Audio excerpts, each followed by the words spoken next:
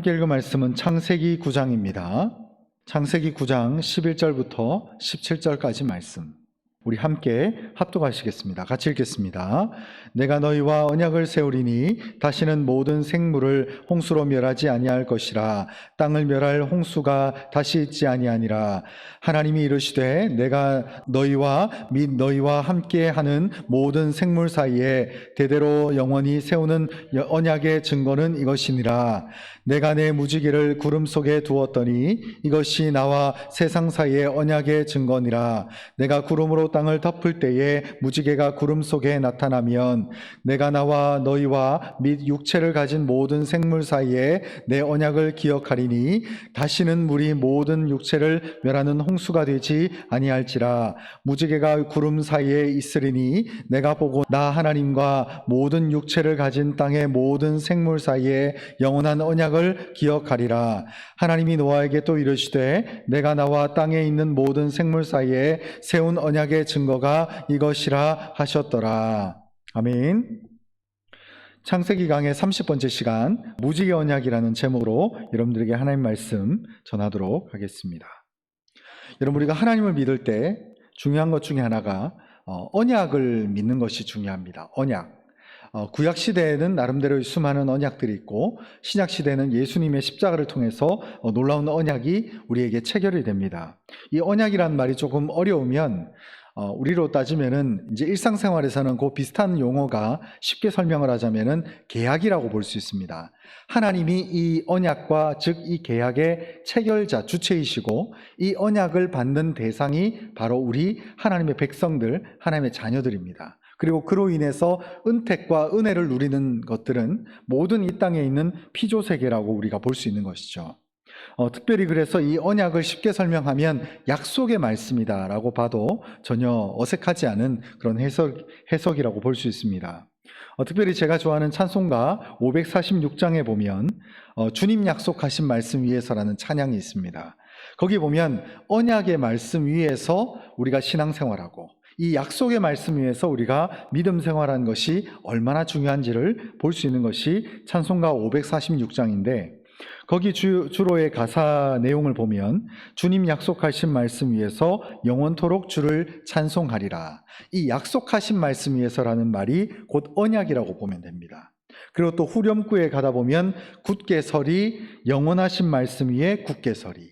이 영원하신 말씀, 이 약속하신 말씀, 이 모든 것이 하나님께서 우리의 삶 가운데 이 믿음의 토대가 돼가지고 이 바른 토대 위에 우리의 신앙의 기틀을 세우고 이 바른 토대 위에 영적인 어떤 기둥들을 세워나가서 우리의 영적인 집을 지어나가는 거죠.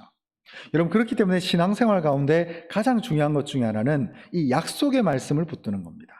이 약속의 말씀이 우리의 삶 가운데 기반이 돼서 이 단단한 반석 위에 기둥을 세우고 지붕을 세우고 그리고 온갖 어떤 장식들을 그 집에다가 하게 되는 것이죠. 그래서 이 모든 영적인 집을 세울 때에 반석이 든든하지 않으면 그것은 문제가 될 수 있다는 거죠. 이 대표적인 예가 이단들 사이비입니다. 정확한 말씀이 아니에요. 그들은 명확한 말씀 있는 그대로의 말씀을 믿는 것이 아니라 그 말씀에다가 살을 붙여요. 그리고 해석을 이상하게 합니다. 그렇게 함을 통해서 엄한 곳으로 이 모든 것들을 이끌고 가는데 결국 그것은 사자성어로 따지면 사상누각에 지나지 않는다. 즉 모래 위에다가 세운 집처럼 언제든지 바람이 불고 태풍이 불어버리면 무너져 버리고 마는 것이 그런 어떤 사상 누각의 집이라고 볼 수 있죠. 근데 그와는 반대로 우리가 이 약속하신 말씀, 이 언약의 말씀 위에 우리의 영적인 신앙의 기둥을 세우고 이 언약의 말씀 위에 지붕을 덮는다면 우리의 영적인 집, 우리 신앙의 집은 올바른 길로 나아가게 되는 그 시발점이 바로 이 언약의 말씀 위에 세워지는 집이다라고 우리가 볼 수 있는 것이죠. 특별히 오늘 창세기 9장 말씀을 보게 되면 앞에는 읽지 않았지만 8절부터 17절까지 말씀을 쭉 보다 보면 결국 이게 어떤 내용이냐면 홍수 심판 이후에 하나님께서 이 노아와 그의 가족들을 비롯해서 모든 자연계와 또 올 세대 그리고 오고 올 세대를 더불어서 모든 민족들에게 이 무지개 언약을 세우는 그런 장면이라고 볼 수 있습니다. 그래서 홍수 사건이 일어났고 이 홍수 사건에 대해서 이제 다시는 내가 모든 인류를 물로는 심판하지 않겠다. 이 물로 심판하지 않겠다라고 하는 확실한 약속의 증표로 구름 사이에 무지개를 보여주십니다. 그래서 그 내용을 다루고 있는 것이 바로 오늘 본문 창세기 9장 17절까지의 말씀이라는 것이죠. 그래서 여기서 무지개 언약이라고 하는 것은 앞으로 이 홍수로 인해서 결코 이 인류를 심판하지 않겠다는 약속과 더불어서 하나님께서는 그 증표로서 우리에게 무지개를 보여주셨다는 거죠. 여러분, 우리가 신앙생활할 때 결코 하나님이 이렇게 하셨다라고 해서 그런 하나님의 역사하심이 무질서하게 일어나지 않는다는 거예요. 때로는 우리가 하나님의 영적인 질서에 대해서 하나님이 뭔가 이렇게 보면 주변에 뭔가 신비스러운 현상, 신비스러운 사건들을 놓고 모든 영적인 것이 다 하나님으로부터 왔다라고 묻는다면 제가 일찍이 말씀드렸다시피 그것은 아니라 했습니다. 왜 그러냐? 하나님은 진리의 영이신 동시에 우리에게 질서의 영이시기 때문에 그래요. 그래서 하나님의 모든 영적인 현상들은 질서 있게 이루어집니다. 하나님의 영적인 현상, 무슨 기적이라던가 무슨 말할 수 없는 놀라운 이적들은 하나님의 영적인 역사와 질서 속에서 모든 것들이 만들어져 가고 있는 거예요. 그래서 어느 날 갑자기 누군가가 뭔가 화려한 뭔가 능력을 보이고 있는데 그것이 영원한 말씀, 즉 언약 위에 나타난 행동도 아니고 또 그리고 저것이 영적인 질서를 거스른다면은 그것은 문제를 한번 삼고 생각해 볼 필요가 있다는 거예요. 그래서 교회의 이 영적인 하나님 나라의 역사하심에는 놀라운 질서로 인해서 모든 것이 이루어지고 만들어져 간다는 것입니다. 그래서 이 언약을 굳이 하나님께서 우리 하나님의 자기 백성들에게 언약을 체결하신 것도 이유가 있다는 거예요. 왜 하나님이 언약이라고 하는, 마치 우리가 세상적으로 따지면 누군가와 계약을 체결하듯이 하나님께서 우리에게 약속의 말씀을 하시고 그래서 우리 믿는 자로 하여금 그 말씀 듣고 그렇군요, 네 알겠습니다, 감사합니다, 아멘으로 끝나는 것이 아니라 굳이 구름 가운데 무지개를 보여주셨다는 그 확실한 증표를 보여준 것은 그 증표로 하여금 하나님의 말씀이 합리화되는 그 질서 속에서 우리에게 말씀으로 역사하신다는 거예요. 그래서 우리의 삶 가운데 주변에 일어나는 모든 자연적인 현상들, 그리고 모든 기적 같은 사건들도 질서가 옳은지 그른지를 따져봐야 돼요. 그리고 저것이 말씀에 옳은가, 말씀의 근거로 이루어지는가를 꼼꼼하게 따져보는 것이 대단히 중요하다는 것입니다. 그래서 하나님은 이 땅에서의 모든 사건들을 우연히 오게 하고 우연히 가게 하는 법이 결코 없다는 것을 늘 기억할 수 있었으면 좋겠습니다. 그래서 오늘 본문에 보면 이 홍수 사건이 딱 끝나고 나서 이제 비가 쏟아진 후에 우리가 보게 되면 하늘에 어떻게 보면 이 비가 쏟아지기 직전이나 혹은 우리의 삶 가운데 이 비가 쏟아진 직후, 그리고 구름을 뚫고 솟아오르는 무지개를 바라보면서 우리 모든 인류의 사람들은 뭘 느끼는가? 하나님께서 방금 내렸던 저 비를 통해서 우리를 심판하시지는 않겠구나 라고 하는 것을 믿게끔 하셨다는 거죠.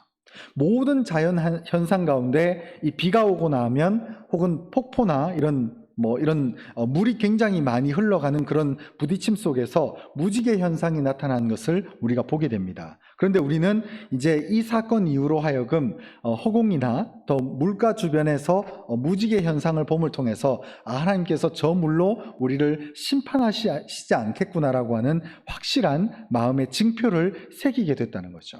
그래서 단순히 이 무지개 사건, 이 무지개 증표는 이 노아 홍수 사건 이후에만 나타난 하나의 증표로 끝난 것이 아니라 인류 역사가 계속해서 이어져 가면서 주님이 오실 그날까지 이제 다시는 우리에게 물로 심판하지 않는다라고 하는 확고한 증표가 바로 무지개가 되었다는 것을 우리가 말씀을 통해서 알 수 있게 된다는 것입니다.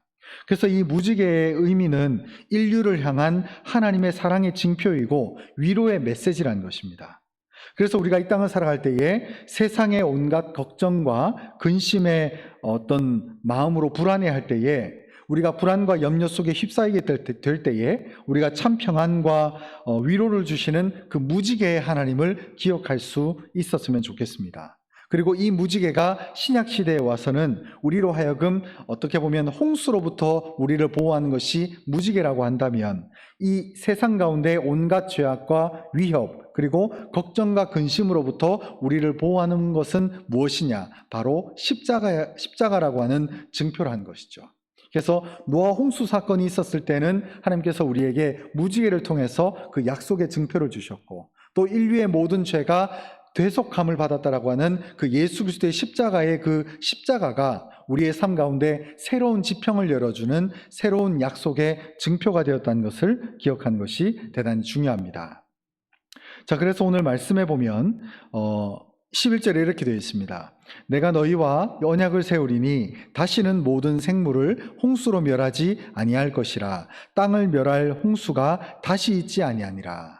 그래서 이 홍수로 인해서 우리의 삶 가운데 다시는 이 물로의 심판을 물로 우리를 심판하지 않겠다라고 하는 하나님의 확실한 약속을 우리에게 전달해 주고 있다는 거죠.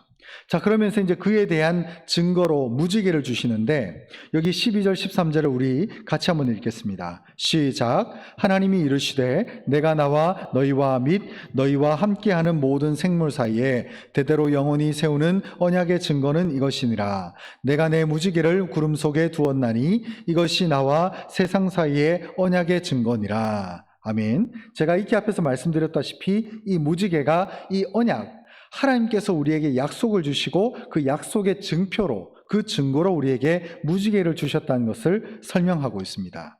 근데 여기서 좀 우리가 생각해 봐야 될 것이 우리 14절 말씀인데, 우리 14절을 같이 한번 읽겠습니다. 시작. 내가 구름으로 땅을 덮을 때에 무지개가 구름 속에 나타나면, 이렇게 되어 있습니다. 여기 보면 구름으로 땅을 덮을 때에 무지개가 구름 속에 나타나면, 이게 재밌는 것이 뭐냐면, 왜 하나님께서 굳이 무지개만 보여주시면 되는데 왜 이 시점에 구름 속에 무지개를 보여주셨을까? 이게 아주 기가 막힌 오늘 말씀의 핵심적인 내용입니다. 제 성경에 보니까 구름이 나오는 장면들이 제법 많이 나옵니다. 근데 구름이 나오는 장면들이 대체적으로 좋은 측면으로 구름이 사용될 때는 언제냐면, 하나님께서 성막을 지었을 때에 이 하나님의 이스라엘 민족들이 성막 그리고 성전을 하나님께 지어서 바칠 때에 하나님이 이 성막을 내가 기쁨으로 받는다, 그래서 하나님이 이곳에 임재하셨다는 그 상징으로 구름을 덮어주십니다. 그래서 성막을 짓고 나서 구름이 일어나서 구름이 덮어요. 그리고 또 하나가 뭐냐면, 하나님께서 이스라엘 민족들이 하나님을 위해서 성전을 지었을 때, 즉 예배하는 처소를 지었을 때에 하나님께서 기쁨으로 구름을 덮어주십니다. 이것을 내가 받았다는 거예요. 하나님께서. 여기서 내가는 제가 아니라 하나님입니다. 자, 근데 또 다른 측면에 제가 구름을 보니까 그저 자연 현상으로 쓰여지는 구름에 대해서 성경이 어떻게 얘기하는지를 한번 보겠습니다. 자, 에스겔서 30장 3절을 위에 한 절을 같이 한번 읽겠습니다. 시작. 그날이 가깝도다. 여호와의 날이 가깝도다. 구름의 날일 것이요 여러 나라들의 때이리로다. 이 구름이 뭐로 사용되냐면 부정적인 의미로 사용이 돼요.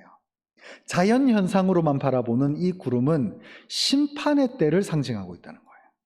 자, 한 번 더 볼까요? 요엘서 2장 2절 말씀입니다. 같이 읽겠습니다. 시작. 곧 어둡고 캄캄한 날이요 짙은 구름이 덮인 날이라. 새벽빛이 산 꼭대기에 덮인 것과 같으니 이는 많고 강한 백성이 이르렀음이라. 이와 같은 것이 옛날에도 없었고 이후에도 대대에 없으리로다.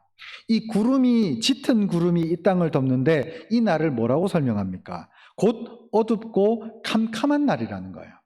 이 어둡고 캄캄한 날이 뭡니까?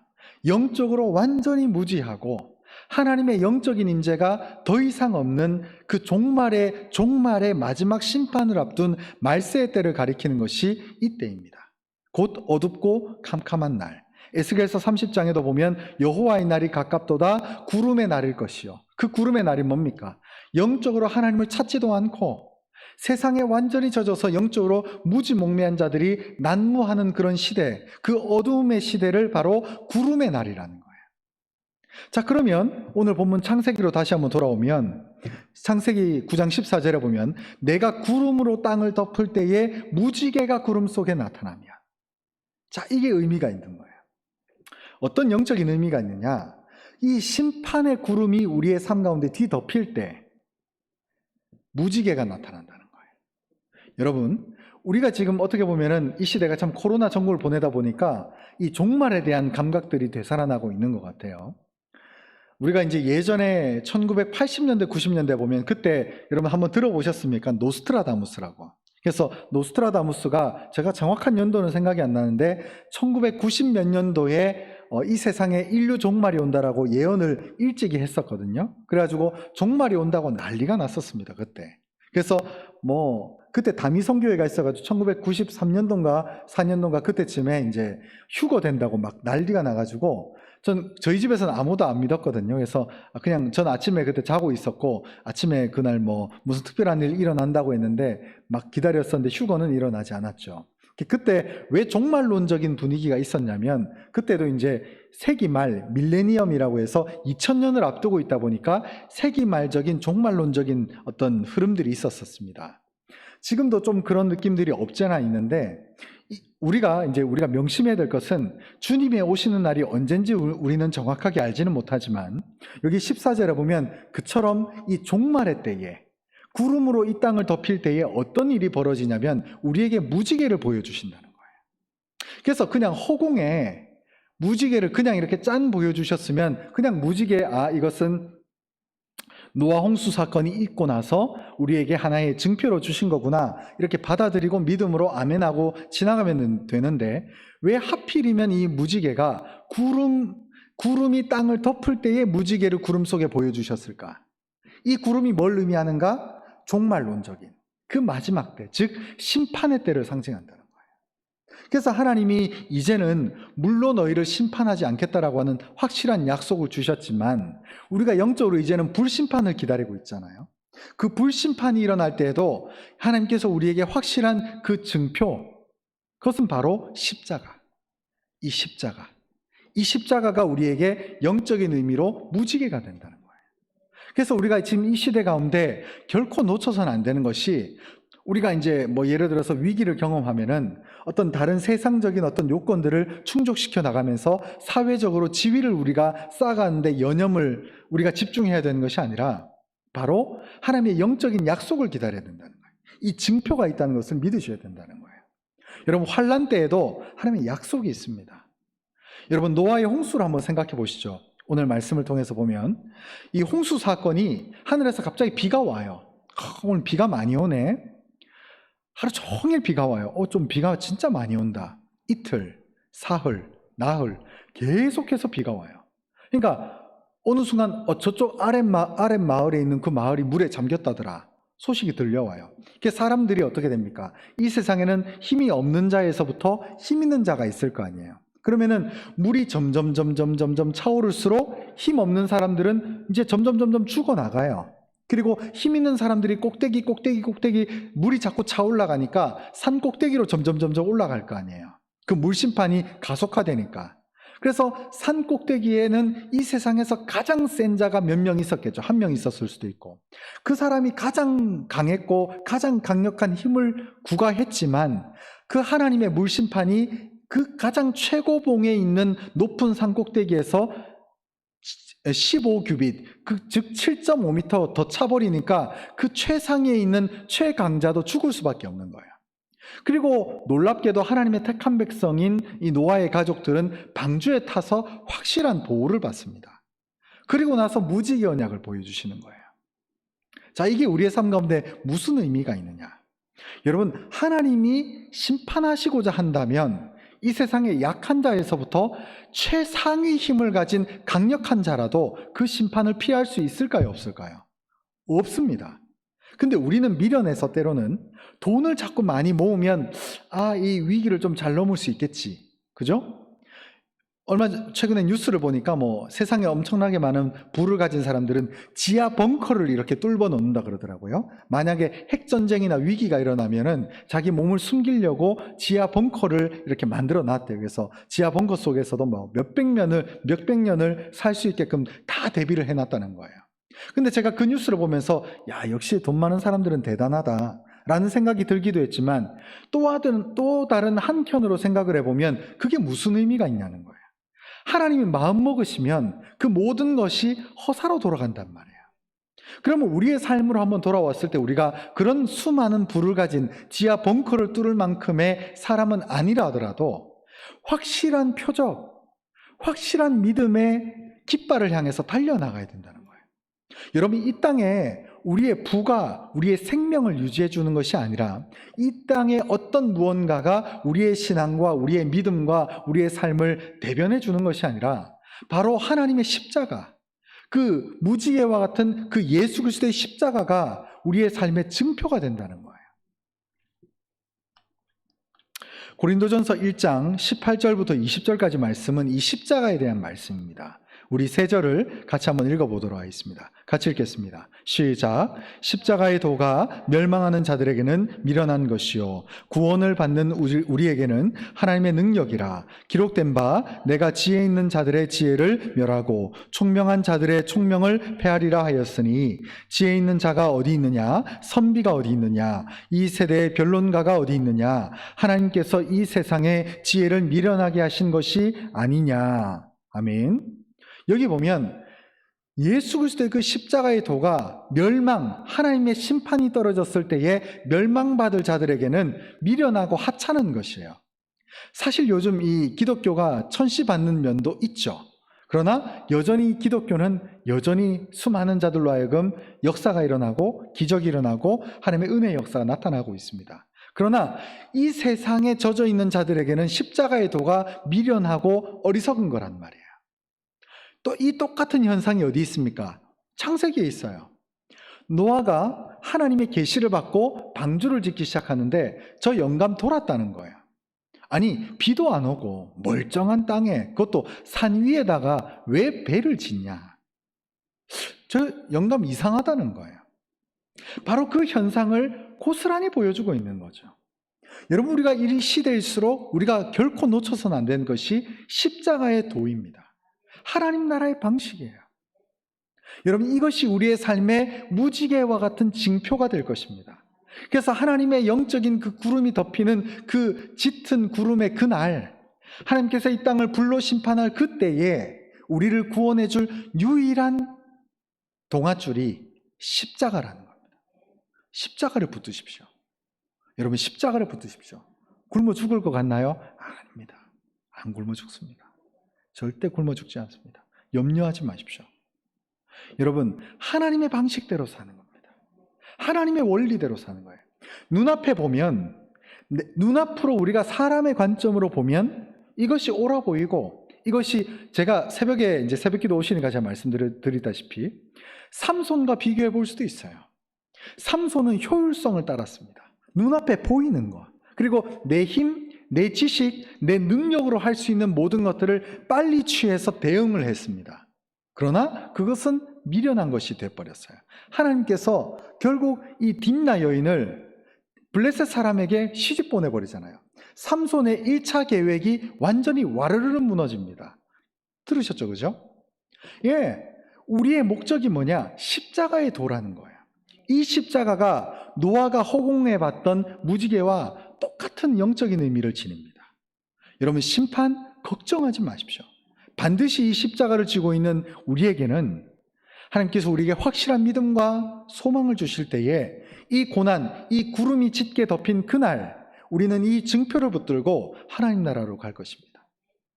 그래서 여기 보면 19절에 보면 뭐라고 되어 있습니까? 기록된 바 내가 지혜 있는 자들의 지혜를 멸하고 총명한 자들의 총명을 패하리라 하였으니. 그렇잖아요. 제가 물 차오르는 걸 제가 말씀드렸죠. 연약한 자들, 힘 있는 자들이 있어요. 약한 자들은 빨리 물이 덮이면서 다 죽습니다. 그런데 물이 점점 차올라가지만 힘 있는 자, 더 힘 있는 자, 더 힘 있는 자가 살아남을 줄 알았어요. 그런데 물에 잠깁니다. 하나님의 심판은 그 누구도 피할 수 없게 됩니다. 그래서 세상에 지혜 있는 자들, 세상에 힘 있고 잘난 자들, 총명한 자들의 지혜를, 그들의 지식을 폐하여 버리십니다. 그래서 20절에 뭐라고 합니까? 지혜가 어디 있느냐? 지혜가 많죠. 얼마나 똑똑한 사람 많습니까? 얼마나 부유한 자들 많습니까? 근데 20절에 지혜가 어디 있느냐? 지혜 있는 자가 어디 있느냐? 없다라는 거예요. 지혜가 어디 있느냐? 십자가의 도가 지혜라는 거예요. 이 십자가가 우리 믿는 자의 소망이 됩니다. 여러분, 십자가 붙들고 있으면 염려하지 마십시오. 십자가 붙들고 있으면 그 어떤 것도 걱정하지 마십시오. 하나님이 우리를 반드시 책임지고 하나님이 우리를 반드시 선한 길로 인도하실 것입니다. 결론의 말씀을 드리겠습니다. 오늘 이 무지개 언약을 늘 기억하시기 바랍니다. 그리고 이 땅 가운데 우리는 십자가의 도를 기억하시기 바랍니다. 하나님 말씀대로 살면 절대 안 죽습니다. 너무 많은 염려, 너무 많은 근심, 너무 삶에 대한 무거운 짐들로 염려 속에 살지 마십시오. 어린아이처럼 예수께 모든 걸 의지하고 하나님께 능력 달라고 매진하십시오. 그리고 그 십자가의 도를 붙들고 있는 내가 그 은혜 가운데 풍성함을 누리고 그 은혜 가운데 우리가 살아가게 될 줄 믿습니다. 하나님의 역사를 경험해 보십시오. 여러분, 이런 순간들이 오게 됩니다. 내가 지금 머리를 써가지고 어떤 일을 진행을 할 때에 내가 내 머리로 이렇게 생각을 해보니까 이렇게 되면 이런 결과를 얻을 것 같아요. 근데 그 전에 한번 하나님께 질문하고 하나님께 물어보고 그 하나님의 방식대로 한번 해결해 보십시오. 세상 사람들의 방식 말고, 예수 믿지 않는 자들의 흔해 빠진 방식들 말고, 우리가 우리의 지혜로 모든 일을 하는 것이 아니라 이거 혹시 하나님이 지금 나에게 기도하라고 준 상황 아닐까? 라는 질문을 통해서 하나님께 응답을 받고 하나님께 답을 얻고 그 십자가의 도가 우리의 삶을 뒤덮는 은혜를 경험해 보시란 말이에요. 경험하게 되면 그 놀라운 역사가 우리의 삶 가운데 나타나고 두려움 속에 사로잡히지 않게 됩니다. 세상 사람들이 하는 염려가 내 염려와는 완전히 무관하게 되는 거예요. 이것이 은혜고 이것이 소망이며 이것이 축복입니다. 이 축복과 은혜와 소망을 누릴 수 있는 우리 모두가 될 수 있었으면 좋겠습니다.